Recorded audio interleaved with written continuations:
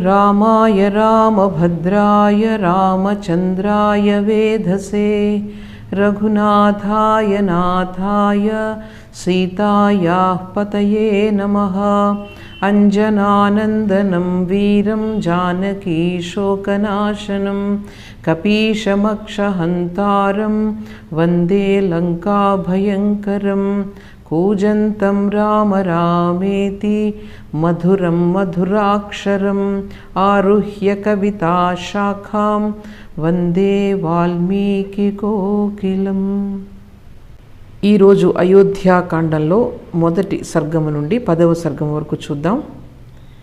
ఈ అయోధ్యాకాండంలో మొదటి సర్గంలో శ్రీరాముని యొక్క గుణగణాలు వర్ణించబడతాయి. ఏ గుణగణాల వల్ల శ్రీరాముడు భారతీయులందరి హృదయాలలో చిరస్థానాన్ని ఏర్పరచుకున్నారో ఆ గుణగణాలన్నింటినీ కూడా చాలా చక్కగా వర్ణిస్తారు. ఈ అయోధ్యాకాండంలో ప్రథమ సర్గలో శ్రీరాముని యొక్క గుణగణాలు మనకు ఆలోచించే కొద్దీ ఆ వ్యక్తిత్వం పట్ల మన యొక్క శ్రద్ధ, ప్రేమ, భక్తి ఇవన్నీ కూడా పెరుగుతూ ఉంటాయి.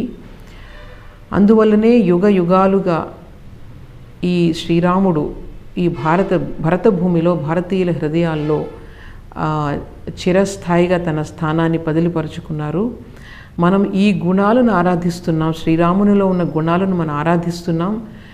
ఆరాధిస్తూ ఆ శ్రీరామునిలా తయారు కావడానికి మన సమాజాన్ని, మన కుటుంబాలను ఈ శ్రీరాముని బాటలో అనుసరించడానికి మన భారతీయులు ఎప్పుడు కూడా ప్రయత్నం చేస్తూ ఉంటారు.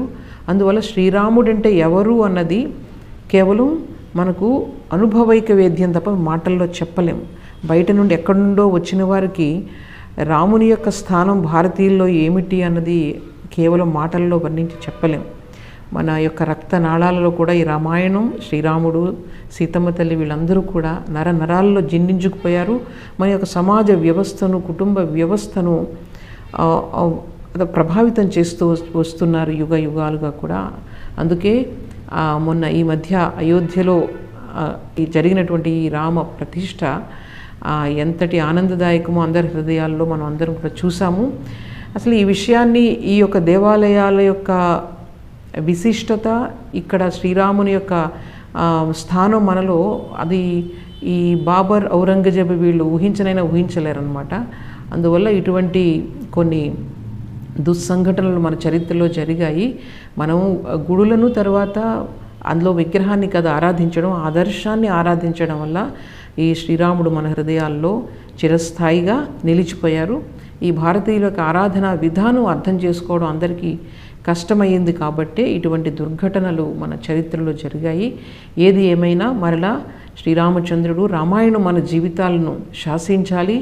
మన యొక్క సమాజం మళ్ళీ కూడా అటువంటి చక్కటి ఆదర్శవంతమైన సమాజంగా తీర్చిదిద్దబడాలని కోరుకుంటూ ఈరోజు ఈ అయోధ్యాకాండాన్ని మొదలు పెడదాము. భరతుడు, శత్రుఘ్నుడు వీరిద్దరూ కూడా తన యొక్క మేనమామతో కలిసి వాళ్ళు వెళ్ళారు, ఆ యొక్క కైకేయి రాజ్యానికి వెళ్ళారు. అక్కడ కేకేయి రాజ్యంలో శత్రుఘ్నుడు సుమిత్రుడి యొక్క కొడుకు కదా, కైకేయి యొక్క కొడుకు భరతుడు. అయినా సరే అక్కడ కేకేయి రాజ్యంలో భరతుని కంటే కూడా శత్రుఘ్నుని వాళ్ళు ఎంతో ప్రేమగా చూసుకుంటున్నారట, చాలా వాత్సల్యంతో వాళ్ళు చూసుకుంటూ ఉన్నారు. వాళ్ళు ఎంతో ఆనందంగా ఉన్నారు అక్కడ. ఈ భరతుని యొక్క మేనమామ దగ్గర వీళ్ళిద్దరూ కూడా ఆనందంగా ఉన్నారు. కానీ మధ్యలో తన యొక్క తండ్రి దశరథ మహారాజు గుర్తుకొస్తూ ఉన్నారట వీళ్ళకి.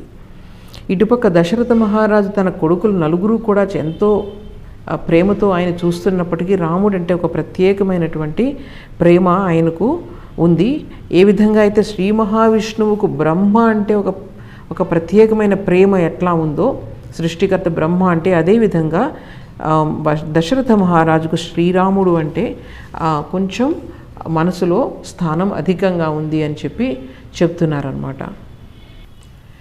ఈ శ్రీరాముని యొక్క గుణగణాలను చూసి, ఆ పరాక్రమాన్ని చూసి తల్లి కౌసల్య, తండ్రి దశరథుడు వాళ్ళు పొంగిపోతున్నారు. ఎటువంటి గుణాలంటే ఆయనవి: సహి రూపోపపన్నశ్చ వీర్యవాన్ అనసూయకః భూమావనుపమః సూనుః గుణైర్దశరథోపమః సతు నిత్యం ప్రశాంతాత్మ మృదుపూర్వం తు భాషతే ఉచ్యమానోపి పరుషం నోత్తరం ప్రతిపద్యతే. ఆయన లోకోత్తర సుందరుడు, సౌందర్యంలో ఆయన అనుపమానంగా ఉన్నాడు. ఆయన మహావీరుడు, అలాగే గుణగ్రాహి, ఇతరులలో ఉన్నటువంటి గుణాలను మాత్రమే గ్రహించేవాడు. నిజంగా ఇటువంటి పుత్రుని పొందినటువంటి దశరథుని యొక్క కౌసల్యాదేవి యొక్క అదృష్టమే అదృష్టము. అలాగే రఘురాముడు ప్రశాంత చిత్తుడు, చాలా మృదుభాషి, కోపం అనేదాన్ని తెలియనివాడు. ఎవరైనా కొంచెం పరుషంగా మాట్లాడితే ఎప్పుడు కూడా దానికి ప్రత్యుత్తరంగా ఏం చేసేవాడు కదా, ఒక్క మాట అనేవాడు కాదు. ఆయన చాలా మృదువుగా మాట్లాడేవాడు. ఎవరైనా పరుషోక్తులు పలికినప్పటికీ దానికి మౌనంగా ఊరుకునేవాడు. చాలా అనునయపూర్వకంగా మృదువుగా మాట్లాడేవాడు. ఈయన నిజంగానే తండ్రికి మించిన తనయుడు అని చెప్తున్నారు. అలాగే ఆయనకు కృతజ్ఞత, ఎవరైనా ఏదైనా చిన్న పని చేస్తే, ఆయనకు ఉపకారం చేస్తే ఎప్పుడూ గుర్తుంచుకునేవారట ఆయన. కథం చిదుపకారేణ కృతే నైకేన తుష్యతి నా స్మరత్యపకారాణం శరమప్యాత్మవత్తయా. ఈ ఎప్పుడూ కూడా ఎవరికి కూడా ఏ విధమైనటువంటి అపకారం చేయనటువంటి వాడు, అలాగే కొంచెం ఉపకారం జరిగినా దాన్ని కొండంతగా భావించి ఎంతో సంతోషించేవాడు. తనకు జరిగిన ఉపకారాల్ని చాలా పెద్దగా భావించేవాడు అనమాట. కానీ అపకారం ఎవరైనా చేస్తే దాన్ని పెద్దగా పట్టించుకునేవాడు కాదు. అలాగే ఇతరుల యొక్క గుణాలను ఆయన గ్రహించేవాడు, మంచి లక్షణాలు ఉంటే ఆయన నేర్చుకునేవాడు. శీలవృద్ధై జ్ఞానవృద్ధై వయోవృద్ధైశ్చ సజ్జనై కథయన్నాస్తవై నిత్యం అస్త్రయోగ్యాంతరేష్వపి. చక్కగా ఆయన ఏం చేసేవాడనమాట, పెద్దవాళ్ళ దగ్గర, జ్ఞానవృద్ధులు వయోవృద్ధులు ఎవరైతే ఉన్నారో వాళ్ళ దగ్గరికి వెళ్ళి సదాచారాలను మంచి విషయాలను ఎప్పుడు కూడా నేర్చుకునేవాడట. తనకు మధ్య మధ్యలో కొంచెం సమయం దొరికితే పెద్దవాళ్ళ దగ్గరికి వెళ్ళి వాళ్ళ దగ్గర అన్నీ నేర్చుకునేవాడు. ఎందుకంటే వాళ్ళ యొక్క వయస్సుతో పాటు వాళ్ళకి జ్ఞానం ఉంటుంది, అనుభవం ఉంటుంది కాబట్టి వాళ్ళ దగ్గర ఇప్పుడు కూడా నేర్చుకుంటూ ఉండేవాడు. అలాగే ఆయన ఎంతో వినయ సంపన్నుడు. ఎవరైనా ముందు ఎదురు పడితే ముందుగా ఆయనే పూర్వభాషి అంటారు, అంటే ముందు ఆయనే పలకరించేవాడు అనమాట. ఏదో తెలియనట్లు వెళ్ళిపోవడం అట్లా కాదు, తనే ముందు అందరినీ కూడా పలకరించేవాడు. అలాగే ఎంతో పరాక్రమశాలి అయినప్పటికీ తనను చూసుకొని తాను ఎప్పుడు కూడా గర్వపడేవాడు కాదు. ప్రతి విషయంలోనూ అతను చాలా పారంగతుడు, అన్ని రకాల జ్ఞానం ఉండేదన్నమాట. పెద్దవాళ్ళను పూజించేవాడు, ఎప్పుడు సత్యాన్నే మాట్లాడేవాడు. ప్రజలను ఎంతో ప్రేమించేవాడు, ప్రజలు ఆయన్ని ఇంకా ఎక్కువ అధికంగా ప్రేమించేవారు. దీనుల పట్ల, దీనజనుల పట్ల దయ కలిగి ఉండేవాడు. బ్రాహ్మణులను ఎప్పుడు కూడా పూజించేవాడు. సకల ధర్మాలు తెలిసేవాడు, అసలు కోపం అన్నది తెలియనివాడు. చక్కటి పరిశుద్ధమైనటువంటి వ్యక్తిత్వం కలవాడు. అలాగే క్షత్రియ ధర్మాన్ని ఆచరించడంలో ఎంతో శ్రద్ధను చూపించేవాడు. ఈ క్షత్రియ ధర్మాన్ని ఆచరించడం వల్ల తనకు అన్ని రకాల యశస్సు, కీర్తి అన్నీ కూడా కలుగుతాయని నమ్మినవాడనమాట. అందువల్ల ఎప్పుడు కూడా క్షాత్రధర్మాన్ని నిర్వహించడంలో అతను చాలా శ్రద్ధ చూపించేవాడు. చక్కగా మాట్లాడేవాడు, సంభాషణ చాతుర్యం ఉండేది ఆయనకి. అనవసరంగా ఏ మాటను కూడా మాట్లాడేవాడు కాదు. అలాగే తనకు ఏవైతే మంచి చేయవో అటువంటి పనుల పట్ల నిరాసక్తత కలిగి ఉండేవాడు. చక్కటి వాక్చాతుర్యం కలిగినవాడు. ఇక ఆయన సౌందర్యాన్ని మనం వర్ణించలేము, అంతటి సౌందర్యవంతుడు. అలాగే ఏ విధమైన రోగము, రుగ్మత కూడా ఆయన దగ్గర కూడా వచ్చేవి కాదట. అలాగే ఏ పనిని ఏ విధంగా చేస్తే అందులో మనం ఫలితాన్ని పొందుతామో ఆ విధానాన్ని చక్కగా తెలిసినవాడు. అలాగే ఇతరులను అంచనా వేయడంలో చాలా సమర్థుడు. ఈయన చక్కటి సత్పురుషుడు. ఇన్ని శ్రేష్టమైన గుణాలు కలిగిన రాముడంటే ప్రజలందరికీ కూడా అమితమైన ప్రేమ, ప్రజలందరికీ కూడా ఎంతో ఈయనంటే చాలా ఇష్టంగా, ప్రాణంతో సమానంగా వాళ్ళు ప్రేమించేవారు. తరువాత వేద విద్యలన్నింటిలో కూడా నిష్ణాతుడు. ధనుర్విద్యలందు తండ్రినే మించిపోయాడట. తర్వాత ధర్మార్థ కామాల యొక్క యథార్థ స్వరూపాన్ని తెలిసినవాడు.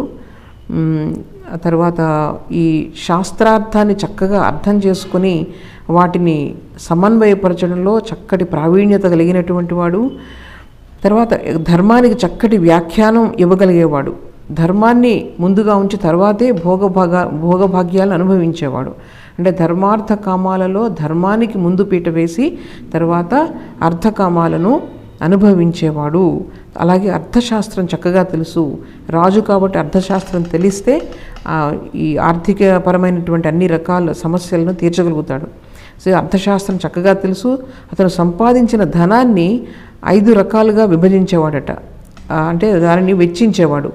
ధర్మానికి, తర్వాత కీర్తి కోసం, లౌకిక వ్యవహారాలకు, ఇహానికి, పరానికి, ఈ విధంగా 5 భాగాలుగా విభజించి ధనాన్ని ఖర్చు పెట్టేవాడు.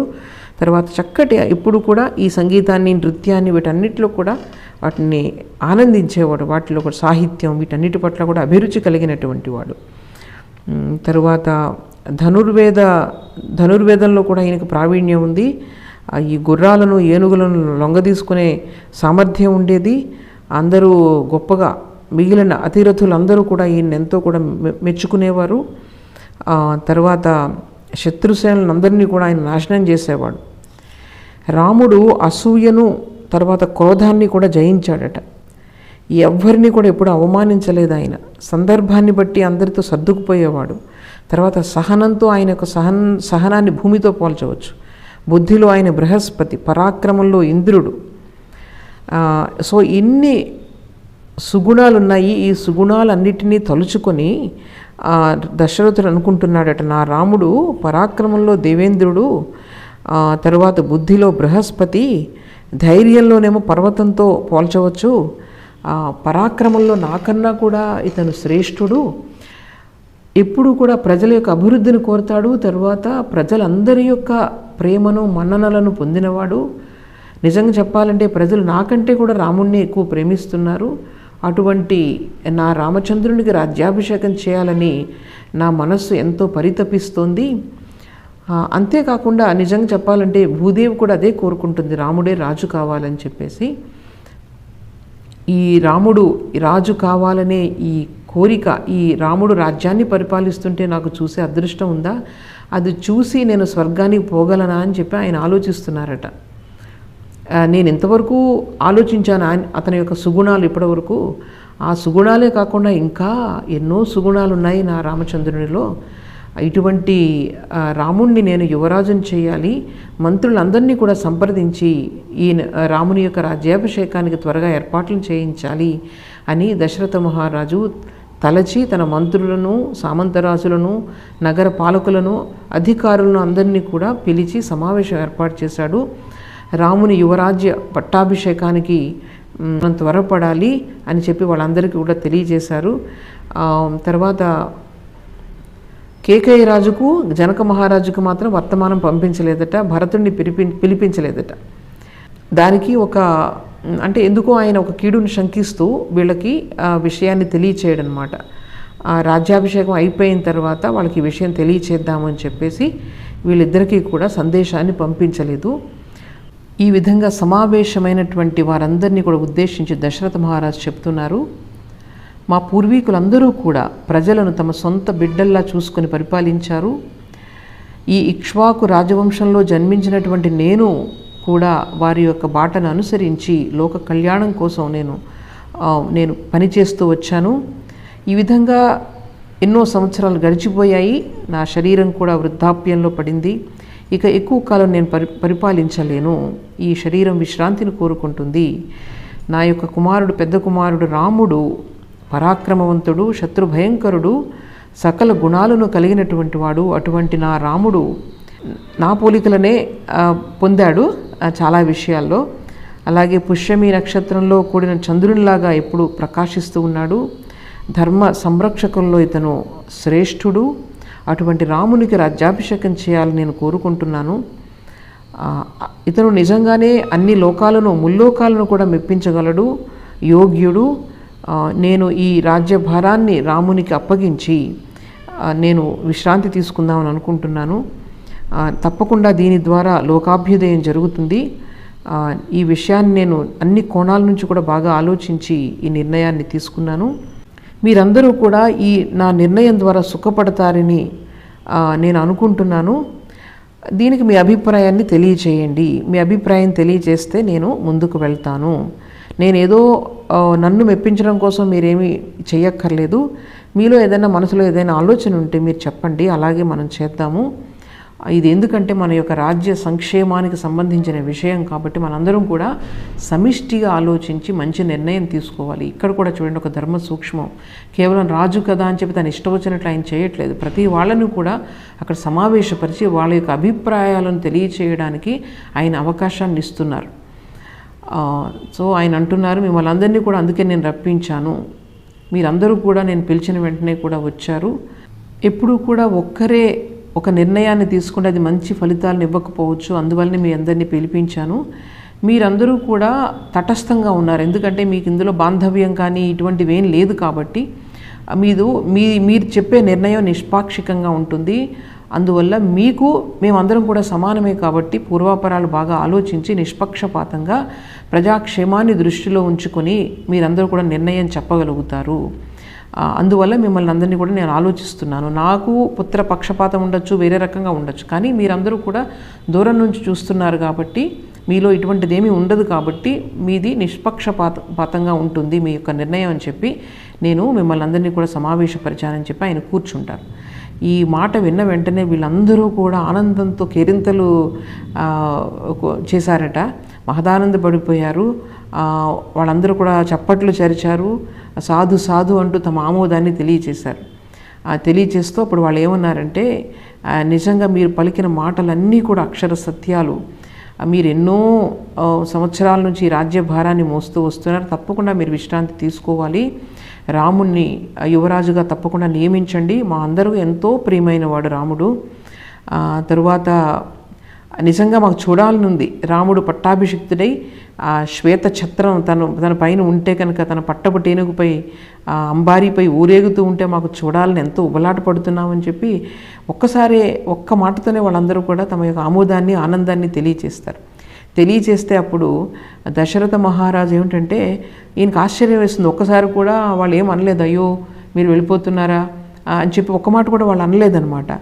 అనకుండా ఉంటే ఆయనకు అనిపించిందట, మీకు అంటే వెంటనే మీరు రాముడిని కోరుకుంటున్నారు కదా, అంటే ఏమిటి నేను ఏమైనా రాజ్యపాలన సరిగా చేయలేదా, నా యొక్క రాజ్యపాలన పైన మీరు ఏమైనా నిరాశతో ఉన్నారా అని చెప్పి ఎందుకు వెంటనే రాముని యువరాజుగా అనగా మీరు ఎంత ఆనందపడిపోయారు, నా వల్లనేమి మీకు సమస్య వల్ల మీరు ఇలా కోరుకోవటం లేదు కదా, మీరు నిర్భయంగా చెప్పండి అని ఆయన చెప్తే అప్పుడు సభికులందరూ కూడా మళ్ళీ ఆయన దశరథ మహారాజు ఇష్టం లేక కాదు, రాముని పైనటువంటి తమ యొక్క గౌరవం మర్యాదల వల్ల వీళ్ళందరూ కూడా రాముని యొక్క రాజ్యాన్ని కోరుకుంటున్నారు అని చెప్పి మళ్ళీ రాముని యొక్క గుణగణాలను వీళ్ళు తెలియచేస్తారనమాట.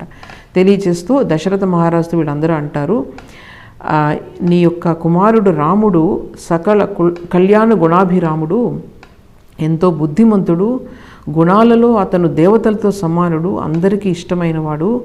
అలాగే ఇక్ష్వాకు వంశ రాజులందరిలోనూ కూడా బలవంతుడు, సమర్థుడు, ధర్మం పట్ల సత్యం పట్ల ఆసక్తి గల రాముడు ప్రజలకు సర్వ సంపదలను చేకూర్చగలడనే నమ్మకం మాకుంది. ఇక రాముని యొక్క గుణాలను ఎలా వర్ణించగలం, అతడు పరాక్రమంలో దేవేంద్రుడు, బుద్ధిలో బృహస్పతి, అలాగే జనులందరికీ ఆహ్లాదాన్ని ఇవ్వడంలో నిజంగా చంద్రునితో పోల్చదగినవాడు. చంద్రుడు ఏ విధంగా తన వెన్నెలతో అందరికీ ఆహ్లాదాన్ని ఇస్తాడో రాముడు కూడా తన యొక్క గుణగణాలతో అందరికీ ఆహ్లాదాన్ని కలిగిస్తాడు. అన్ని ధర్మాలను తెలిసినవాడు, సత్యసంధుడు, అసూయ అన్నదే లేనివాడు, భూదేవి వంటి సహనం కలవాడు, దుఃఖితులను అభాగ్యులను సదా కాపాడేవాడు, జితేంద్రియుడు, అలాగే మంగళకరమైన వాడు, ఎప్పుడు కూడా ప్రియమైన వాక్యాలనే పలుకుతాడు, వృద్ధులను బ్రాహ్మణులను కీర్తిస్తూ తన యశస్సును తేజస్సును ఎంతో ఇనుమడింప చేసుకుంటున్నాడు. అస్త్ర విద్యలో రాముడు దేవతలను రాక్షసులను మించిపోయాడు. వేద విద్యలన్నీ అధ్యయనం చేసినవాడు, దైన్యము దీనత అన్నదే తెలియనివాడు. యుద్ధం చేయాల్సి వస్తే లక్ష్మణుడు తనతో పాటు వస్తే జయంతో తిరిగి వస్తాడు. అలా విజయలక్ష్మితో తిరిగి వచ్చిన రాముడు గుర్రంపై కానీ ఏనుగుపై కానీ ఊరేగుతూ వస్తూ ఉన్నప్పుడు ఏం చేస్తాడట, పక్కన అందరూ నుంచుని ఉన్నారు కదా, వాళ్ళందరినీ కుశలాన్ని విచారిస్తాడట, ఎట్లా ఉన్నారు మీరు అందరూ అని చెప్పి. నాకు ఈ విషయం చదువుతున్నప్పుడు గుర్తొచ్చింది, మన స్వామి వివేకానంద విదేశాల నుంచి తిరిగి వచ్చిన తర్వాత అందరినీ ఎవరైతే తను చూడడానికి రాలేదో అందరినీ గుర్తుపెట్టుకొని వాళ్ళ ఇంటికి, ఆయనకి ఎంతో కీర్తి ప్రతిష్టలు వచ్చాయి విదేశాల్లో, అయినా సరే అవన్నీ కూడా ఆయన్ని ఏమీ ప్రభావితం చేయలేదు. వచ్చి ఆయన యొక్క స్నేహితులు వాళ్ళందరూ కూడా వాళ్ళ ఇంటికి వచ్చి మరీ పలకరిస్తారనమాట. ఆ హడావిళ్ళు అందరినీ కూడా గుర్తుపెట్టుకొని ఆ విషయం గుర్తొస్తుంది. ఈయన రాముడు కూడా ఇలా విజయోత్సాహంతో వచ్చిన తర్వాత తన చుట్టూ ఉన్న వాళ్ళందరి కుశలాన్ని విచారించేవాడు. తర్వాత వారి యొక్క తల్లిదండ్రుల యొక్క సుఖశాంతులు ఎలా ఉన్నారు, మీరు తల్లిదండ్రులు ఇంట్లో అందరూ క్షేమమేనా అని అడుగుతూ ఉండేవాడు. అలాగే మీరు అగ్నిహోత్రాదులు సక్రమంగా చేస్తున్నారా, ధార్మిక కార్యక్రమాలన్నీ చక్కగా జరుగుతున్నాయా అని మమ్మల్ని అందరినీ కూడా తరచి అడుగుతూ ఉంటాడు. ఇటువంటి రాముణ్ణి రాజుగా పొందడానికి మేము ఎంతో ఆనందిస్తున్నాము. అలాగే మా అందరినీ అడుగుతాడు, రాజోద్యోగులు అందరూ కూడా మీ సరైన సేవలు చేస్తున్నారా అని ప్రశ్నిస్తూ ఉంటాడు. మా యొక్క కష్ట సుఖాలన్నింటిలో కూడా పాలు పంచుకుంటూ ఉంటూ మాలో ఒకడే సంచరిస్తాడు. అలాగే ప్రజల మధ్య ఎప్పుడైనా కలహాలు వస్తే తను ఎంతో యుక్తి చేత వాళ్ళని అందరినీ కూడా సమాధానపరుస్తాడు. అటువంటి సామర్థ్యం అతనికి ఉంది.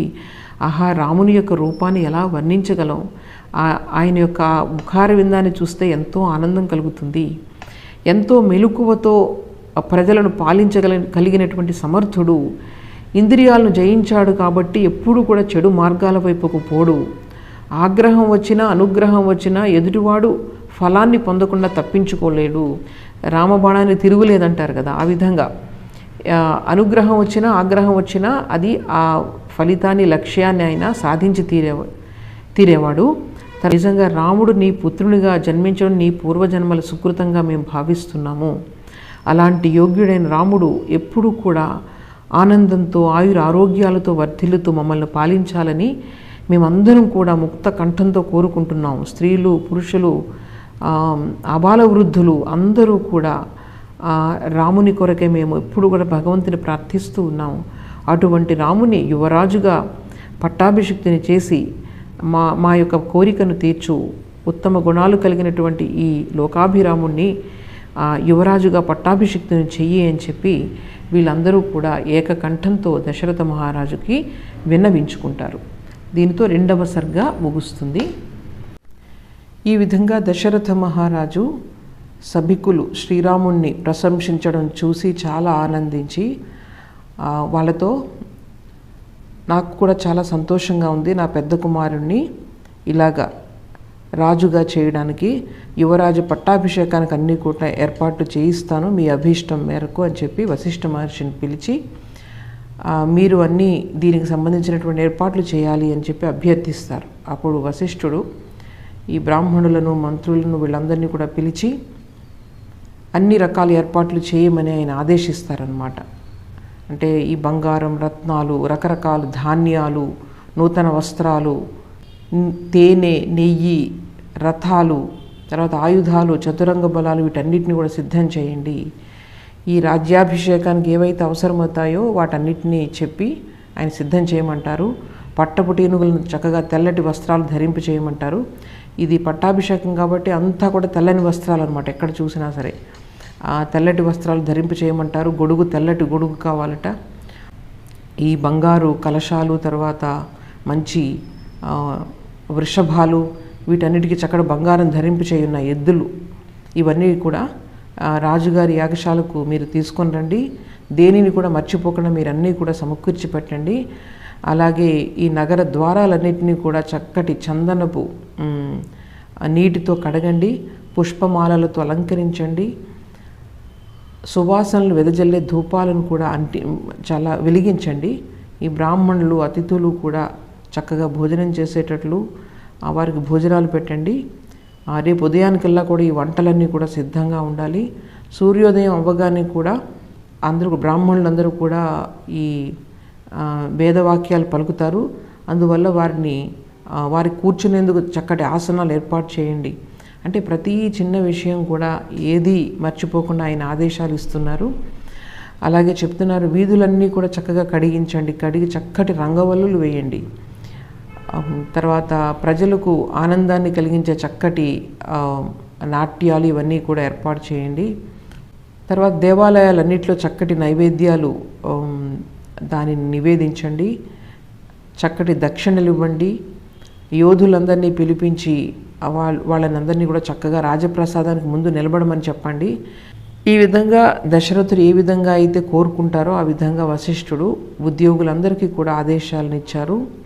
ఆ ఏర్పాట్లన్నీ కూడా ఆయన తాను దగ్గరుండి పరిశీలించి అన్ని ఏర్పాట్లు కూడా సవ్యంగా జరిగాయని దశరథ మహారాజుకు తెలియచేస్తాడు.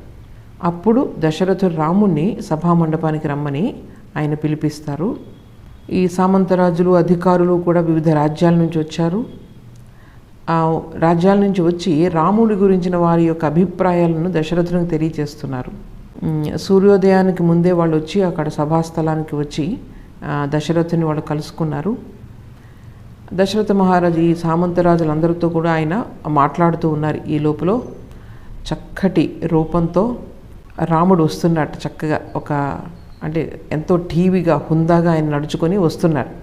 ఈయన దశరథుడు దూరం నుంచే తన కొడుకుని చూసి ఆనందంతో తబ్బిపోయిపోయాడట. ఆయన సుమంత్రుణ్ణి అంటే రాముణ్ణి సుమంత్రుడు తీసుకొని వస్తున్నాడు అనమాట. ఆయన వెనకే వస్తున్నాడు. వచ్చి తండ్రి దగ్గర వచ్చి నిలబడ్డాడు. తండ్రిని చూడగానే ఆయన సాష్టాంగ నమస్కారం చేశాడు. అప్పుడు దశరథుడు రాముణ్ణి పైకి లేపి కౌగులించుకొని ఆయన చక్కగా తలపైన ముద్దు పెట్టుకున్నాడు. అప్పుడు రాముణ్ణి తీసుకొని ఒక చక్కగా అలంకరించబడినటువంటి రత్నాసనం, మణిమయ రత్నాలతో ఉన్నటువంటి సింహాసనం మీద కూర్చోబెట్టాడట.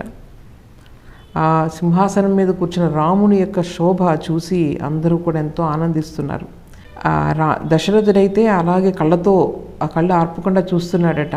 తన ప్రతిబింబం కదా, పుత్రుడు అనగానే తన ప్రతిబింబం కాబట్టి తనను తానే చూసుకుంటున్నట్టు అనుభూతి చెందాడట. అనుభూతి చెంది ఎంతో ఆనందంతో ఉన్నాడు ఆయన. ఆ విధంగా దశరథుని ఆనందంతో తన కుమారునితో అంటున్నారనమాట, రామా, నీ తల్లి కౌసల్యాదేవి నాకు అన్ని విధాల యోగ్యురాలైనటువంటి భార్య. ఆమెకు నీవు జన్మించావు. చక్కటి అన్ని గుణాలను నువ్వు సంతరించుకున్నావు. ప్రజలందరినీ కూడా అడిగాను నీ గురించి. వాళ్ళందరూ కూడా నీ గుణగణాలని చెప్తున్నారు. ఈరోజు పుష్యమి నక్షత్రం, శుభదినమని పెద్దలు నిశ్చయించారు కాబట్టి నిన్ను యువరాజుగా పట్టాభిషిక్తం చేయాలని నిశ్చయించుకున్నాను. నాకు తెలుసు నీకు అన్ని రకాల గుణాలు ఉన్నాయి. అయినా సరే ఈ సందర్భంగా కొన్ని మాటలు నీకు చెప్పాలి. ఈ రాజ్యాభిషేకం చేసే ముందు కొన్ని నిర్దేశాలు, ఆదేశాలు నీకు చెప్పాల్సి ఉంది. వాటిని చెప్తున్నాను, నువ్వు శ్రద్ధగా విను అని చెప్పి ఆయన ఏం చెప్తాడంటే, చాలా వినయం ఉంది నీలో, కానీ నువ్వు ఇంకా వినయాన్ని సంతరించుకోవాలి. భూయో వినయమాస్థాయ భవనిత్యం జితేంద్రియ కామ క్రోధ సముత్థాని త్యజేథా వ్యసనాని చ. నువ్వు ఇంకా వినయవంతుడు కావాలి. అలాగే ఎల్లప్పుడూ కూడా నువ్వు జితేంద్రియుడవై ఉండాలి. ఇంద్రియాలను జయించాలి. కామం వల్ల కానీ క్రోధం వల్ల కానీ కలిగే వ్యసనాలు ఏవైతే ఉన్నాయో వాటన్నిటినీ కూడా నీవు వదిలిపెట్టాలి. ఈ వ్యసనాలను ఏమంటారంటే, ఈ స్త్రీల పట్ల బలహీనత ఉండడం, తర్వాత జోదము, వేట, మద్యపానం, పరుషంగా మాట్లాడడం, చిన్న తప్పులకు పెద్దగా దండించడం, డబ్బును పాడు చేయడం, ఇట్లాంటివన్నీ కూడా రాజులకు ఉండేటువంటి వ్యసనాలు అనమాట. ఆ వ్యసనాల నుండి నువ్వు దూరంగా ఉండాలి అని చెప్పి తన పుత్రునికి చెప్తున్నారు. అదే కాకుండా ఇంకా నిర్దేశాలు ఇస్తున్నారు.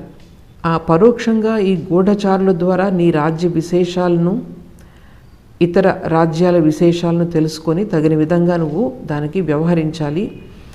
అలాగే ప్రత్యక్షంగా స్వయంగా నువ్వు ప్రజల నుండి, ఇతరుల నుండి కూడా నిజానిజాలు తెలుసుకొని రాజ్యపాలన చేయాలి. మంత్రులను, సేనాపతులను, పురరక్షకులను, పురవాసులు, తర్వాత జానపదులు మొదలగు ప్రజలందరినీ కూడా ఎప్పుడూ వాళ్ళని సంతోషపెడుతూ నువ్వు రాజ్య పరిపాలన చేయాలి. వాళ్ళు సంతోషంగా ఉంటేనే వాళ్ళు రాజ్యాన్ని రక్షిస్తారు, రాజ్యాన్ని ప్రేమిస్తారు. అందువలన వాళ్ళని ఎప్పుడూ కూడా నువ్వు ఆనందంగా ఉంచాలి. అలాగే కోశాగారాలు, ఆయుధాగారాలు ఎప్పుడు కూడా ధనధాన్యాలతోనూ, తర్వాత వివిధ ఆయుధాలతోనూ ఎప్పుడూ కూడా నిండుగా ఉండాలి. అదే సామంతరాజులు ఎవరైతే ఉన్నారో వాటిని ఎప్పుడు కూడా వారిని ప్రేమిస్తూ ఉండాలి. ప్రేమిస్తూ నువ్వు రాజ్యపాలన చేయాలి. నువ్వు అలా చేస్తే కనుక వాళ్ళందరూ కూడా ఎంతో సంతోషిస్తారు. అందువల్ల మనోనిగ్రహంతో నువ్వు చక్కగా రాజ్యపాలన చేయాలి. ఈ విధంగా పుత్రునికి ఆయన నిర్దేశాలు ఇస్తున్నారు. ఈ విధంగా చూస్తున్న ప్రజలందరూ, సభికులందరూ చూస్తున్నారు అక్కడ. అందులో రామునికి మిత్రులు కొంతమంది ఉన్నారు. వాళ్ళు ఎంతో ఆనందంతో వెంటనే కౌసల్యాదేవి దగ్గరికి వెళ్ళి ఈ వార్తను ఆమెకు తెలియచేశారట. ఈ విధంగా శ్రీరాముడు తన తండ్రి నుంచి ఉపదేశ వాక్యాలను విని తండ్రికి నమస్కరించి ప్రజలందరూ కూడా అక్కడ జయ జయధ్వానాలు చేస్తూ ఉంటే ఆయన రథం ఎక్కి తన గృహానికి వెళ్ళాడు. అప్పుడు సభికులందరూ కూడా దశరథ మహారాజును ఎంతో అభినందించి వారు కూడా వాళ్ళ యొక్క ఇళ్లకు వెళ్ళారు. ఈ విధంగా రాముడు వెళ్ళిన తరువాత దశరథుడు మంత్రులతో ఇలా చెప్పాడట, రేపు పుష్యమి నక్షత్రంలో రాముని రాజ్యాభిషిక్తం చేస్తున్నాం. నా మనసు ఎందుకో దానికి ముందు మరొక్కసారి రాముని చూడాలని అనుకుంటుంది. వెళ్ళి రాముణ్ణి తీసుకొని రండి అని చెప్పి సుమంత్రునికి చెప్తారు. అప్పుడు సుమంత్రుడు రాముని యొక్క గృహానికి వెళ్ళి తండ్రి యొక్క ఆదేశాన్ని తెలియజేస్తే రాముడు కొంచెం ఆశ్చర్యపోతాడు. అదేమిటి, ఇప్పుడే కదా అక్కడి నుంచి వచ్చాను, మళ్ళీ ఎందుకు తండ్రి గారు నన్ను పిలుస్తున్నారు అని చెప్పి సుమంత్రుని వెనుక బయలుదేరి తండ్రి దగ్గరికి వెళ్తారు.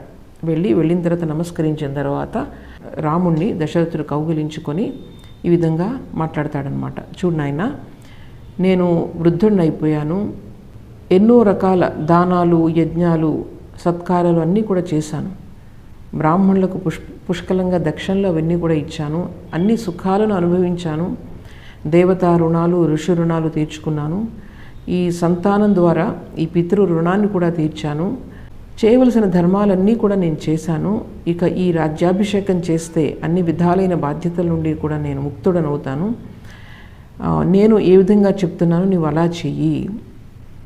ప్రజలందరూ కూడా నిన్ను రాజు కావాలని కోరుకుంటున్నారు. ఇటువంటి శుభ సమయంలో అందరి మనసులు ఆనందంగా ఉన్నాయి, నా మనసు ఆనందంగా ఉంది, ప్రజలందరూ ఆనందంగా ఉన్నారు. ఇటువంటి శుభ సమయంలో ఎందుకో నాకు తెలియదు కొన్ని భయంకరమైన స్వప్నాలు వస్తున్నాయి, నాకు కొన్ని దుశ్శకునాలను చూస్తున్నాను. ఈ నా జాతకం కూడా ఇప్పుడు అంత బాగుండలేదు. ఈ యొక్క అంటే దుష్ట గ్రహాలన్నీ కూడా నా జన్మ నక్షత్రాన్ని ఆక్రమించుకొని ఉన్నాయని చెప్పి దైవజ్ఞులు చెప్తున్నారు. అందుకని ఏదో ఒక దుస్సంఘటన అంటే ఈ సమయంలో నాకు మరణం కానీ లేకపోతే గొప్ప ఆపద కానీ సంభవిస్తుందని వారు చెప్తున్నారు. అందుకని ఏ విధమైన దుస్సంఘటన జరగకముందే ఈ రాజ్యాభిషేకాన్ని జరిపించాలని నేను కోరుకుంటున్నాను. రేపు ఉదయానికి చంద్రుడు పుష్యమి నక్షత్రానికి చేరుకుంటాడు, ఆ ముహూర్తం చక్కగా ఉందని అందరూ చెప్తున్నారు. ఆ సమయంలో నిన్ను రాజ్యాభిషిక్తం చేస్తాను. ఎందుకో తెలియదు, నా మనసులో మాత్రం చాలా కలతగా ఉంది అని చెప్పి అంటాడనమాట. చెప్పి నువ్వు సీతతో కలిసి ఉపవాసం చెయ్యి, ఇటువంటి సమయాల్లో చాలా విఘ్నాలు విపత్తులు జరుగుతూ ఉంటాయి. తర్వాత ఇంకొక విషయం ఏంటంటే భరతుడు, నీ తమ్ముడు భరతుడు ఉన్నాడు కదా, అతను లేని సమయంలో నేను రాజ్యాభిషేకం జరగాలని ఈ ఏర్పాట్లను కూడా చాలా త్వరగా చేయిస్తున్నాను. నీపై భరతునికి చక్కటి ప్రేమాభిమానాలు ఉన్నాయి, అందులో అనుమానం లేదు. చాలా ధార్మికమైన మనసు కలవాడు, ఇంద్రియ నిగ్రహం కలవాడు అని భరతుని గురించి చెప్పుకుంటూ వస్తున్నారనమాట ఆయన. కానీ ఒక్కొక్క సమయంలో మంచి వాళ్ళలో కూడా ఆ మనస్సు కొంచెం చంచలం కావచ్చు అని చెప్తున్నారు. అయితే రామునికి ఏం అర్థం కావట్లేదు, ఎందుకు తండ్రి గారు ఇంత భయపడుతున్నారని చెప్పి ఆయన తండ్రి మాటలు విని నమస్కరించి తన గృహానికి చేరుకుంటాడు. చేరుకునే ముందు తల్లి అయినటువంటి కౌసల్యాదేవి దగ్గరికి వెళ్ళి ఆశీస్సులు తీసుకోవాలని అక్కడికి వెళ్తాడనమాట, కౌసల్యాదేవి యొక్క భవనానికి. ఆ రాముడు అక్కడికి వెళ్ళేటప్పటికీ కౌసల్యాదేవి శ్రీ మహావిష్ణువు ముందు కూర్చొని ధ్యానంలో మునిగి ఉన్నారట ఆవిడ. అలాగే మహావిష్ణువును లక్ష్మీదేవిని ప్రార్థిస్తూ ఉన్నారు. ఈ రాముని యొక్క రాజ్యాభిషేక వార్త విని సుమిత్రకు లక్ష్మణునికి కబురు పంపించారు. అలాగే సీతకు కూడా కబురు పంపిస్తే వాళ్ళ ముగ్గురు కూడా కౌసల్య యొక్క గృహానికి వచ్చి ఉన్నారు. రాముడు వెళ్ళేసరికి వాళ్ళందరూ అక్కడ ఉన్నారు. రాముడు వచ్చి తల్లికి నమస్కరించి నాకు రాజ్యాభిషేకం చేయాలని తండ్రి గారు సంకల్పించారు, అందువల్ల పుష్యమి నక్షత్రంలో ఈ రాజ్యాభిషేకం జరుగుతుందని నన్ను సీతను కూడా ఉపవాసం చేయమని దర్భలపై శయనించమని ఆదేశించారు. కనుక నాకు సీతకు మీరు చేయదలుచుకున్న మంగళ కార్యాలు ఏవైతే ఉన్నాయో అవన్నీ ఇప్పుడే జరిపించండి అని చెప్తే కౌసల్య ఎంతో ఆనందంతో తన కొడుకును దీవిస్తుంది. దీవించి నేను శ్రీ మహావిష్ణువును నీ కోసం ఎంతో నిష్ఠతో ఆరాధించాను, నా తపస్సు ఫలించింది అని చెప్పి ఎంతో ఆనందపడుతుంది. తల్లి మాటలను విన్న తరువాత పక్కనే లక్ష్మణుడు చేతులు కట్టుకొని కూర్చొని ఉంటే ఆ లక్ష్మణుని వంక శ్రీరాముడు మందహాసం చేస్తూ చూస్తూ ఉన్నాడనమాట.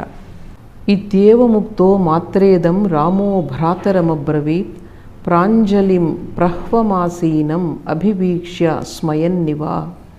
లక్ష్మణునితో ఈ విధంగా నవ్వుతూ చెప్తున్నాడు రాముడు, లక్ష్మణే మాం మయా సార్థం ప్రసాదిత్వం వసుంధరాం ద్వితీయం మే అంతరాత్మానం త్వామిమం శ్రీరుపస్థిత సౌమిత్రే భుంక్ష్య భోగాంస్త్వం ఇష్టాన్ రాజ్యఫలాని చ జీవితం చ హి రాజ్యం చ త్వదర్థం అభికామయే.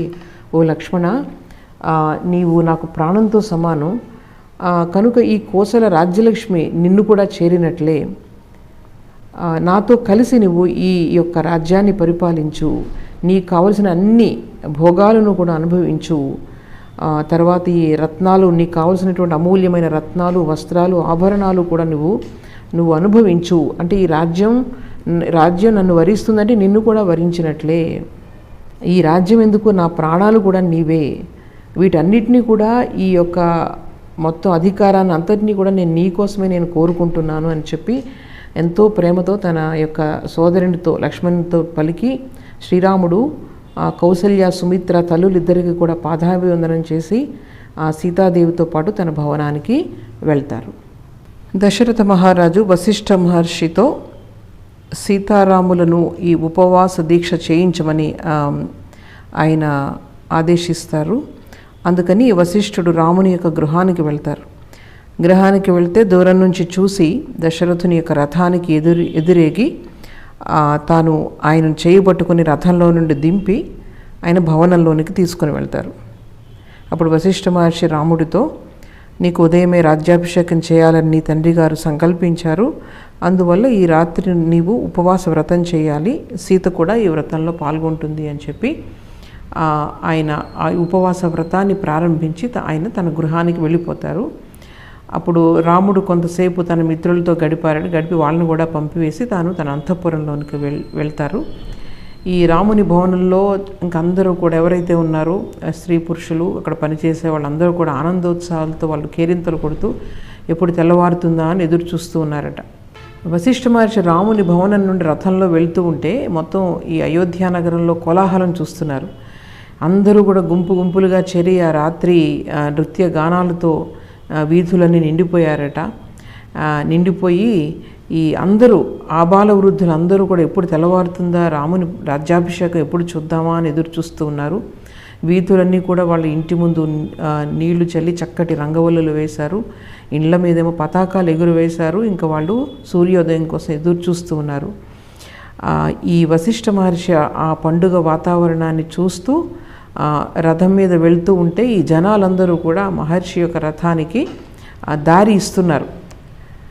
దారి ఇస్తుంటే అప్పుడు ఆయన దశరథుని కలుసుకొని తాను రాముని యొక్క అంతఃపురానికి వెళ్ళినట్లు, తర్వాత ఉపవాస వ్రతాన్ని ప్రారంభించినట్లు చెప్పి తర్వాత వీధుల్లో అందరూ ఎంత ఆనందంగా ఉన్నారో ఆ విషయాన్ని దశరథునికి వశిష్ఠ మహర్షి చెప్తారనమాట. చెప్తే అప్పుడు ఈ వశిష్ఠుని యొక్క అనుమతి తీసుకొని దశరథ మహారాజు కూడా తన అంతఃపురానికి వెళ్తారు. అయితే ఇప్పుడు 6వ సర్గలో శ్రీరాముడు ఏ విధంగా ఈ ఉపవాస దీక్షను చేస్తున్నారన్నది వర్ణించబడి ఉంటుంది. రాముడు చక్కగా స్నానం చేసి సీతాదేవితో పాటు నారాయణుని అంటే మహావిష్ణువుని ఏకాగ్రతతో ధ్యానించారట. ఆ హవిస్సు ఏదైతే ఉందో ఆ పాత్రను శాస్త్రోక్తంగా తన శిరస్సుపై ధరించాడు. తర్వాత శ్రీ మహావిష్ణువుని ధ్యానించి దానిని అగ్నిలో ఉంచుతూ హోమం చేశాడట. అలాగే ఆయన హోమం చేసి అందులో ఆ హవిస్సును సీత తాను కూడా స్వీకరించారు. ఆ శ్రీ మహావిష్ణువు సన్నిధిలోనే దర్భలు పరుచుకొని సీతతో పాటు ఆయన నిద్రించాడు. నిద్రించి బ్రహ్మముహూర్తంలో లేచి అన్నీ కూడా సరిగా ఉన్నాయా లేదా అని చెప్పి చూసి తర్వాత అందరూ కూడా స్తోత్రాలు పఠిస్తూ ఉంటే ఈ స్నానాదులు ఇవన్నీ కూడా పూర్తి చేసుకుని సంధ్యావందనాలు పూర్తి చేసుకుని నిశ్చలమైన మనస్సుతో ఆయన గాయత్రి మంత్ర జపం చేశారట శ్రీరామచంద్రుడు. తరువాత సీతారాములిద్దరూ కూడా తెల్లని పట్టు వస్త్రాలు ధరించి శిరస్సు వంచి శ్రీ మహావిష్ణువుకి నమస్కరించారు, స్తుతించారు. ఇక్కడంతా కూడా తెల్లని పట్టు వస్త్రాలు, ఏనుగులు కూడా తెల్లదానితో అలంకరించారు. ఈ బ్రాహ్మణులందరూ వచ్చి కూడా వేదమంత్రాలు జపిస్తున్నారు. ఈ యొక్క వేద ఘోషతో ఈ అయోధ్య నగరం అంతా కూడా మారుమ్రోగిపోయిందట. నగరం అంతా కూడా ఈ మంగళ ధ్వనులతో నిండిపోయింది.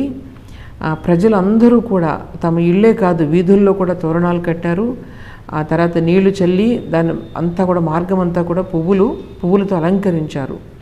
తర్వాత సీతారాములు ఈ విధంగా రాత్రంతా ఉపవాస దీక్ష చేస్తున్నారని చెప్పి విని వాళ్ళందరూ కూడా చాలా సంతోషించారు. ఆ తర్వాత అన్ని వాళ్ళ యొక్క ఇళ్లపైన, తర్వాత దేవాలయాలపైన, వృక్షాలపైన ఎక్కడ చూసినా ధ్వజాలు, పతాకాలను ఎగురవేశారట. నటులు, నర్తకులు, గాయకులు అందరూ కూడా గానం చేస్తూ ఉన్నారు. ఇంక ఎవరు ఎక్కడ ఏ మూల విన్నా కూడా రాముని గురించే కబుర్లు చెప్పుకుంటున్నారు. ఒకరికొకరు చెప్పుకుంటూ వాళ్ళు ఆనందిస్తున్నారు. మొత్తం అయోధ్య నగరం అంతకుండా ఈ రాముని యొక్క కబుర్లతోనే మొత్తం మారుమ్రోగుతోంది. తర్వాత ఇంకో విషయం ఏంటంటే, రాజ్యాభిషేకం అయ్యేసరికి రేపు రాత్రి అయిపోతుందేమో, అందువల్ల వీధుల్లో పెద్ద పెద్ద దీపాలను ఏర్పాటు చేశారట. ఏర్పాటు చేసి తర్వాత దశరథుని ఎంతో అభినందిస్తున్నారు. కొడుక్కి ఈ విధంగా పట్టాభిషేకం చేస్తున్నారు అని చెప్పేసి ఆయన యొక్క ముందు చూపుకి అందరూ కూడా మెచ్చుకుంటున్నారు. ఇంకా రాముని గుణగణాలను ఇంకా మెచ్చుకోవడం దానికి ఇంకెప్పుడు కూడా విరామం లేదు. తర్వాత వాళ్ళు భవిష్యత్తులో రాముని యొక్క పాలనలో తాము ఎంత ఆనందంగా ఉంటారో, ఎంత సురక్షితంగా ఉంటారో అని వాళ్ళు ఊహించుకుంటున్నారట. తర్వాత ఇంకొక విషయం ఏంటంటే, రాముడికి తన యొక్క సోదరులంటే ఎంత ప్రేమో మనం కూడా ఆయనకు అంత ప్రేమ పాత్రలమే, మనం కూడా అందరిని ప్రేమిస్తారు ఆయన అని చెప్పి అలాగే దశరథ మహారాజు కూడా రాముడు రాజు అయినప్పటికీ ఆయన 10 కాలాల పాటు ఆరోగ్యంగా ఉండాలని కోరుకుంటున్నారు వారు. అయితే ఈ రాజ్యాభిషేకానికి ఎక్కువగా ప్రచారం చేయలేదు ఉద్దేశపూర్వకంగానే దశరథ మహారాజు. ఎటువంటి విఘ్నాలు వస్తాయనే భయంతో ఈ విషయం ఈ నోట ఆ నోట తెలిసి చాలామంది జనాలు, జానపదులు వీళ్ళందరూ కూడా గుంపులుగా వస్తున్నారు. ఆ జనాలతోనే మొత్తం పట్టణం అంతా కూడా కిక్కిరిసిపోయిందట.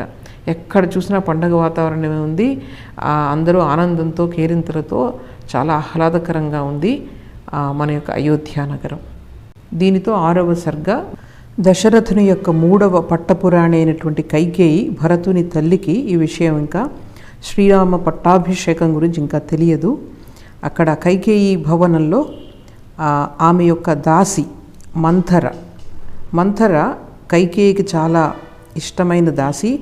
ఆమె చిన్నప్పటి నుంచి కూడా తనతో పాటు ఉన్నది అవ్వడం వల్ల ఆవిడకు చాలా గౌరవాన్ని ఇస్తూ ఉంటుంది. వాళ్ళిద్దరూ చాలా అన్యోన్యంగా ఉంటారు. ఈ మంథర ఏం చేస్తుందంటే, అంతఃపురంలో పైనుండి అయోధ్య నగరాన్ని చూసిందట. చూస్తే ఈ రాజమార్గాలన్నీ కూడా జనసందోహంతో కిటకిటలాడుతూ ఉన్నాయి. ఎక్కడ చూసినా పతాకాలు ఎగురుతున్నాయి. అందరూ కూడా నూతన వస్త్రాలు కట్టుకొని తిరుగుతున్నారు. బ్రాహ్మణులందరూ కూడా ఈ పూలమాలలు, ఈ పూజకు కావాల్సిన సామగ్రిని అంతా కూడా పట్టుకొని నడుస్తూ వెళ్తూ ఉన్నారు. వాళ్ళందరూ కూడా స్తోత్రపాఠాలు వల్లె వేస్తున్నారు. దేవాలయాలన్నిటికీ కూడా చాలా చక్కగా అలంకరించారు. అన్నీ కూడా చక్కగా మెరిసిపోతూ ఉన్నాయట. అందరూ కూడా అటు ఇటు తిరుగుతూ ఉన్నారు. ఈ అయోధ్య నగరం అంతా కూడా ఈ పండుగ వాతావరణం ఎందుకు వచ్చిందా అని చెప్పి ఆవిడకు అనుమానం వచ్చింది. అనుమానం వచ్చి పక్కనే ఉన్నటువంటి కౌసల్యాదేవి యొక్క దాసిని అడుగుతుంది. ఏమంటే, అక్కడ కౌసల్య అంటే ఈ మంథరకు చాలా కోపం అనమాట. అంటే కైకేయికి కౌసల్య అందరికన్నా పెద్దదైనటువంటి పట్టపురాణి కాబట్టి ఆమెకు ఒక ప్రత్యేకత ఉంది. అది ఈవిడ సహించలేకపోతుంది. ఈ కైకేయి అంటే కూడా దశరథునికి చాలా ప్రీతి ఉంది. అయితే కౌసల్యకు ఉన్న స్థానం వేరే కాబట్టి ఈ కైకేయికి ఎప్పుడైతే ప్రాముఖ్యత వస్తుందో తనకు కూడా ప్రాముఖ్యత వస్తుంది అనే ఒక దుష్ట బుద్ధితో కౌసల్యాదేవి పైన ఈవిడ చాలా వైరాన్ని పెంచుకుంటుంది మానసికంగా. అందువల్ల ఆ దాసిని కౌసల్య దాసి అని సంబోధించకుండా రామమాత దాసి అంటుందట. ఆవిడని అడుగుతుంది, నీవు ఈ రాముని యొక్క తల్లికి నువ్వంటే చాలా ఇష్టం కదా, ఆవిడేంటి ఈ రోజంతా కూడా దానాలు అవి చేస్తోంది, ఏమిటన్నా విశేషం ఉందా? నీవు కూడా చాలా సంతోషంగా వెలిగిపోతున్నావు, తెల్లని పట్టుబట్టలు కట్టుకొని ఉన్నావు, ఏదైనా మంచి విషయం ఉంటే నాకు కూడా చెప్పు, నేను సంతోషిస్తాను అని చెప్తుంది. అప్పుడు ఆ కౌసల్య దాసి చాలా ఆనందంతో, నిజంగా చాలా అందరూ సంతోషించాల్సినటువంటి విషయం, తప్పకుండా నీకు చెప్తాను. ఈ పుష్యమి నక్షత్రాన ఈ దశరథ మహారాజు రాముడికి యువరాజ్యాభిషేకం చేస్తున్నారు. ఈ రాముడు రాజు అవుతాడనే సంతోషంతో ఈ జనమంతా కూడా ఈ సంతోషంతో పండుగ చేసుకుంటున్నారు. అలాగే రాజ్యం నలుమూలల నుండి కూడా జనం అయోధ్యకు వస్తున్నారు కాబట్టి ఇంత సందోహంగా ఉంది అంటే మంథరకు ఒళ్ళంతా కారం రాసుకున్నట్లయిందట. చాలా పట్టరాని కోపంతో ఆవిడ కైకేయి దగ్గర పరిగెట్టుకుని వచ్చింది. అప్పుడు కైకేయి పడుకొని ఉంది. అప్పుడు మంథర ఆవిడ్ని లేపుతూ, ఇంకా పడుకొని ఉన్నావా, నీకు ఏమాత్రం అర్థం కావటం లేదా, నీ కొంపలన్నీ అంటుకుంటున్నాయి, అందరూ అనుకుంటారు నువ్వంటే మహారాజుకి ఇష్టం అని చెప్పి, కానీ నువ్వు నిజంగా భ్రమలో ఉన్నావు, అందుకే నువ్వు నిశ్చింతగా ఉన్నావు, నీకు వస్తున్నటువంటి ఈ ప్రమాదం నీకు తెలియట్లేదు అంటే కైకేయి అంటుంది, ఏమైంది, నీకేమైనా కష్టం వచ్చిందంటే ఎందుకు ఇలా మాట్లాడుతున్నావు మంథర అని అడుగుతుంది కైకేయి. అప్పుడు మంథర, అవునవును, నిజంగానే పెద్ద దుఃఖం వచ్చింది, ఏమని చెప్పను, నాకైతే నిప్పుల మీద దొర్లుతున్నట్లుగా ఉంది, నీ దగ్గర నేను ఆహారం తీసుకొని నీ దగ్గర ఉండి బ్రతుకుతున్నాను కాబట్టి నీ కోసం, నీ యొక్క హితం కోసం ఇక్కడికి వచ్చి పరుగున వచ్చి కబురు చెప్దామని వచ్చాను. నిజంగానే నీకు చాలా పెద్ద దుఃఖం వచ్చి పడింది, నీకు దుఃఖం కలిగితే నాకు కూడా దుఃఖం కలిగినట్లే కదా, అందువల్ల నీకు ఒక విషయం చెప్తున్నాను, నువ్వు చక్కటి రాజవంశంలో జన్మించావు, అలాగే దశరథ మహారాజు భార్యల్లో నువ్వు చాలా ప్రియమైన దానవు, రాజధర్మాలన్నీ తెలిసిన దానవు, నీ భర్త కూడా ధర్మాత్ముడు అంటారు, నీ విషయంలో మాత్రం అతను చాలా ధర్మవిరుద్ధంగా ప్రవర్తిస్తున్నాడు. ఇక్కడ నిజంగా ఎవరైతే ఇట్లాగా వేరొక వాళ్ళ మనసును చెడు ఆలోచనలతో ప్రభావితం చేస్తారో వాళ్ళ యొక్క మాటలు ఎలా ఉంటాయి అన్నది ఈ మంథర మాటలు వింటే మనకు అర్థమవుతుంది. అంటే ఒక ప్రణాళిక ప్రకారం వాళ్ళు మాట్లాడుతూ ఉంటారు, ఆ మాటలతో నెమ్మదిగా ఎదుటి వాళ్ళని వశం చేసుకుంటూ ఉంటారు. వాళ్ళు ఎదుటి వాళ్ళు బలహీనులైతే ఆ మాటల యొక్క ప్రభావానికి పడిపోయి వాళ్ళు కూడా ఆ దుష్ట మార్గంలో వెళ్ళిపోతూ ఉంటారు. అదే జరిగింది కైకేయి విషయంలో.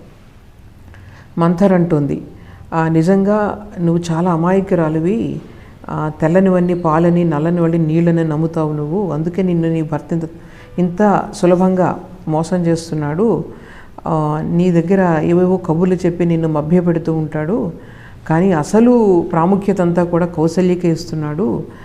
ఇప్పుడు చూడు, నీ భర్త యొక్క దుష్టబుద్ధి ఎటువంటిదో, భరతుడినేమో మేనమామ దగ్గరకు పంపేసి ఇప్పుడు ఏం చేస్తున్నాడంటే రాముడికి రాజ్యాభిషేకం చేయబోతున్నాడు. నీవు నిజంగా అమాయకురాలివి, నీ భర్తను నువ్వు ఇలా నమ్మి జీవిస్తున్నావు, ఈ విషయం నువ్వు అర్థం చేసుకో. ఇప్పుడు రాముడికి రాజ్యాన్ని కట్టబెడుతున్నాడు, నీ కుమారుడు భరతునికి కాదని. ఇప్పుడు కౌసల్యని అందరూ కూడా రాజమాత అంటారు, నీ గత ఇప్పుడు ఏమవుతుంది, నీ భరతుని గత ఏమవుతుంది, మీరు సరిగా ఉంటేనే కదా నేను కూడా సరిగా ఉండేది, అందువల్ల నువ్వు దీని గురించి నువ్వు బాగా ఆలోచించుకో, భరతుడిని రక్షించు, నిన్ను నువ్వు రక్షించుకో, మీ ఇద్దరు క్షేమంగా ఉంటే నేను కూడా క్షేమంగా ఉంటానంటే కైకేయి పడుకుని ఉని ఒక్కసారిగా ఆవిడ పైకి లేచిందట. లేచి చాలా ఆనందంతో, ఓ మంథర, ఎంతటి తీయటి కబురు నువ్వు తీసుకుని వచ్చావు, తీసుకో, ఈ ఆభరణాన్ని నీకు బహుమతిగా ఇస్తున్నాను, ఇంకా నీకు ఏది కావాల్సినా సరే నేను ఇస్తాను, నీకు నిజంగా ఎంత మంచి వార్త నువ్వు తీసుకొచ్చావు అని చెప్తుందనమాట. ఇక్కడ కైకేయి రామునిపై అంతటి అనురాగం ఉండేది, తన సొంత కొడుకులాగా భరతుడు వెళ్ళిన దగ్గర నుంచి కూడా రాముడిని సొంత కుమారుడిలా ఆవిడ ప్రేమిస్తూ వచ్చిందనమాట. ఈ మంథరతో అందుకనే మొదటి ప్రతిక్రియ ఎలా ఉందంటే చాలా ఆనందపడింది. ఇక్కడ చెప్తున్నారు, మంథరాయ వచ శ్రుత్వా శయానాసా శుభానన ఉత్తస్థౌ హర్ష సంపూర్ణ చంద్రలేఖేన శారది అతీవ సాతు సంహృష్ట కైకేయీ విస్మయాన్విత ఏకం ఆభరణం తస్యై కుబ్జాయై ప్రదదౌ శుభం.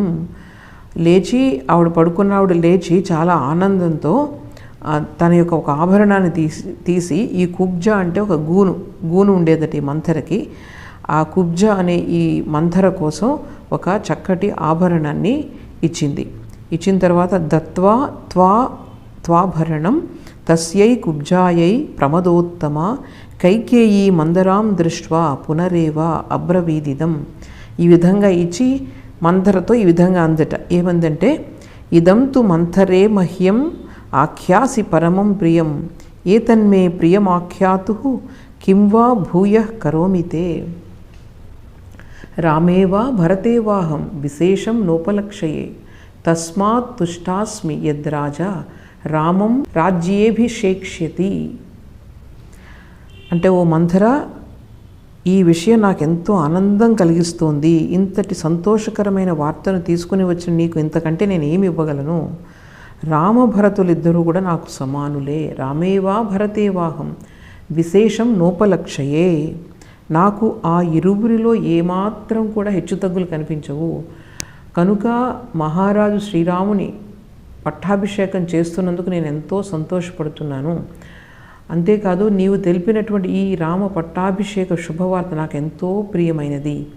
ఇంతకంటే సంతోషకరమైన వార్తను నేను ఇంకా ఏది వినజాలను. ఇంత చల్లని వార్తను నువ్వు వినిపించావు.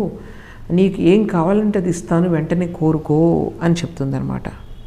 మంథరకు ఒళ్ళు మండిపోయి వెంటనే ఓ మూఢురాల, వాళ్ళిద్దరూ కూడా చాలా అన్యోన్యంగా ఉండేవారు, అందువల్లే ఈవిడ ఇటువంటి మాటలను ఉపయోగిస్తున్నది. కైకేయిని అంటుంది, ఓ మూఢురాల, నీ బహుమతి నాకు అక్కర్లేదని చెప్పి దాన్ని విసిరేసిందట. విసిరేసి నాకు అవసరం లేదు, నిజంగా నీ లోపల ఇంత దుఃఖం పెట్టుకొని కూడా నువ్వు ఇంత ఆనందంగా కనిపించడానికి ప్రయత్నం చేస్తున్నావు. నిన్ను చూస్తుంటే నాకు నిజంగా నవ్వు వస్తుంది, అలాగే జాలి కూడా కలుగుతుంది. నీ అంతటి తెలివి తక్కువది ఇంక ప్రపంచంలో ఎక్కడా ఉండదు. నీ సవతి కొడుకు రాజైతే నువ్వు అతన్ని మెచ్చుకోవడం నిజంగా ఒక మృత్యువుని నువ్వు ఆలింగనం చేసుకున్నట్లుగా ఉంది. నేను చెప్పేది నువ్వు నెమ్మదిగా విను, బాగా ఆలోచించు. నా మాటలు నిజంగా ధర్మసమ్మతంగా ఉన్నాయో లేదో నీకే అర్థమవుతుంది. రాముడు పెద్దవాడైతే మరి భరతుడు రెండోవాడు, అతడికి రాజ్యంలో భాగం ఉందా లేదా అది ఆలోచించు నువ్వు.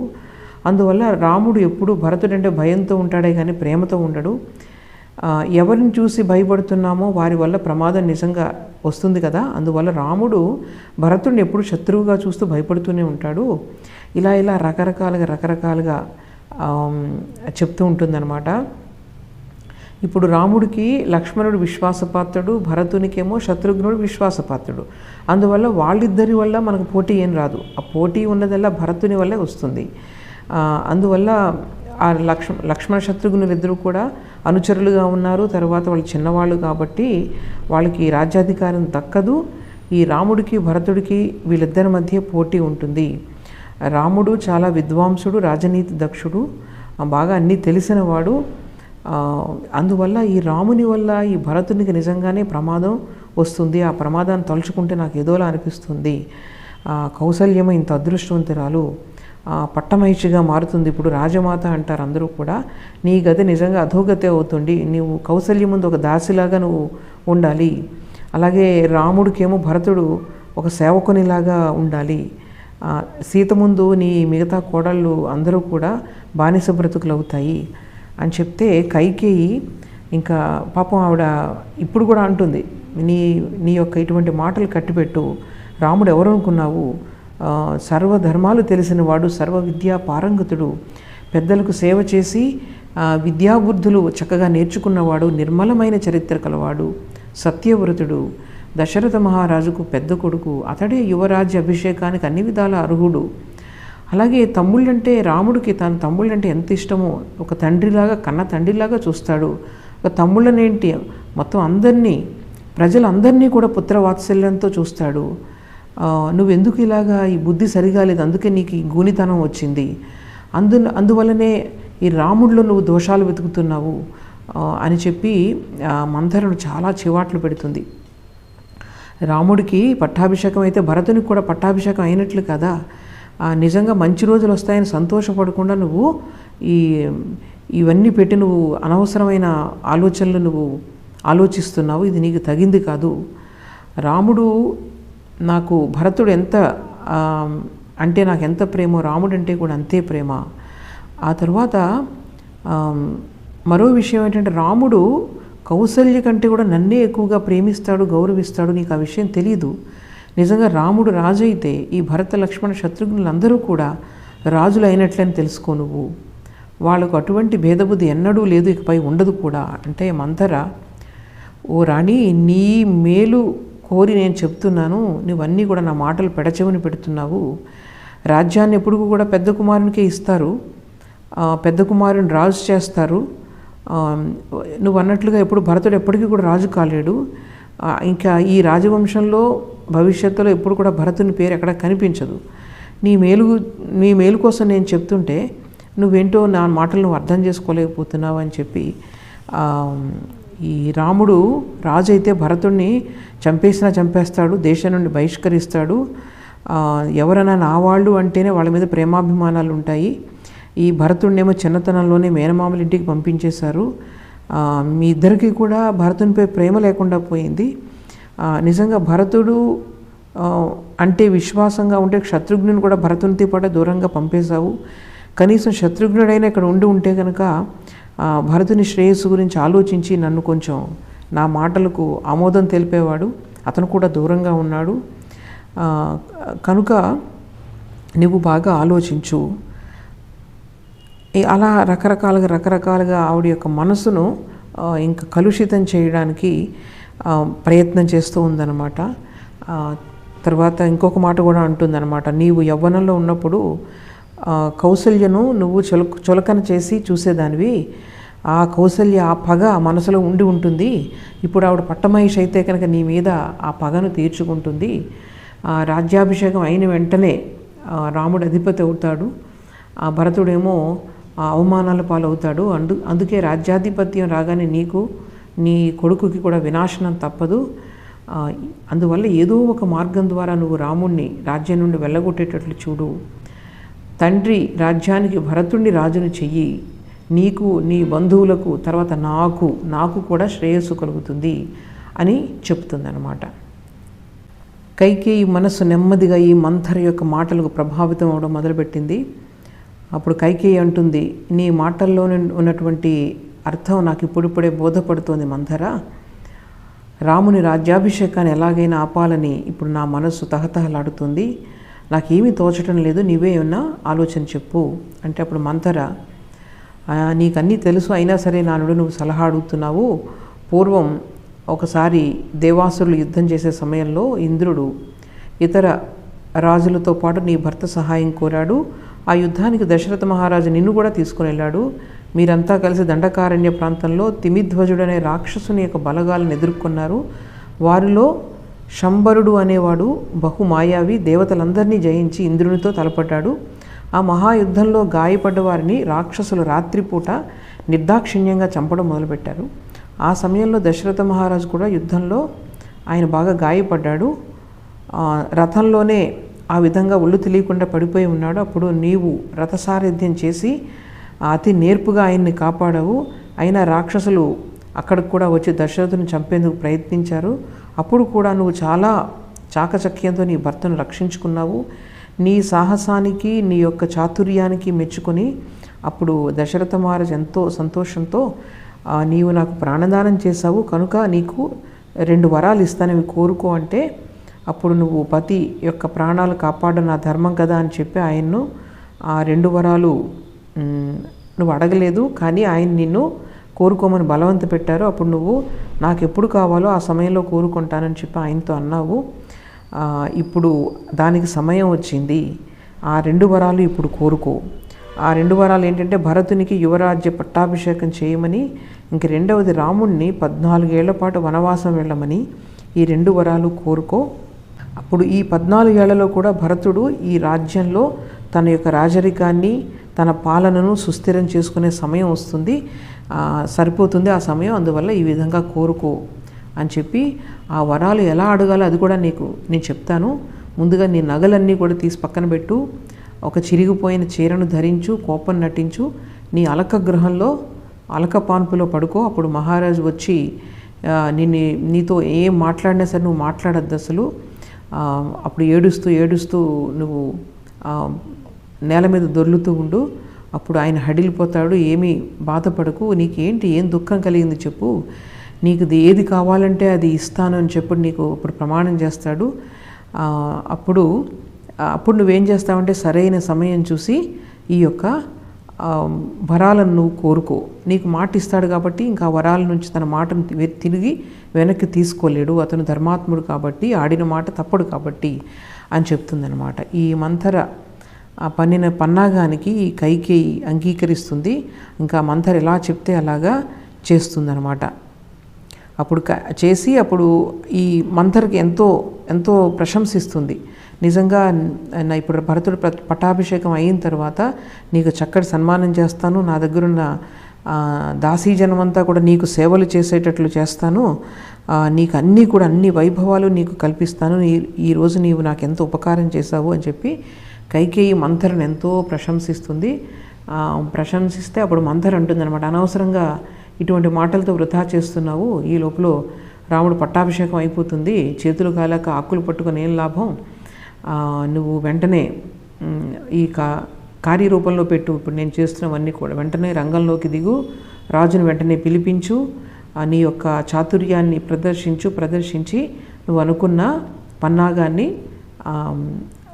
సఫలం అయ్యేటట్లు చూడు అని చెప్తుందనమాట.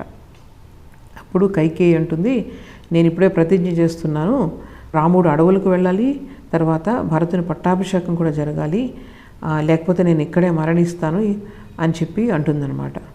మంథర కైకేయికి, నువ్వు ఎట్టి పరిస్థితుల్లో నీ పట్టు విడవద్దు, నువ్వు అనుకున్నది సాధించాలి, భరతునికి పట్టాభిషేకం జరిగి తీరాలని మరీ చెప్తుంది. కైకేయి ఇంకా దుఃఖం పొంగుకొస్తూ ఉంటుందన్నమాట.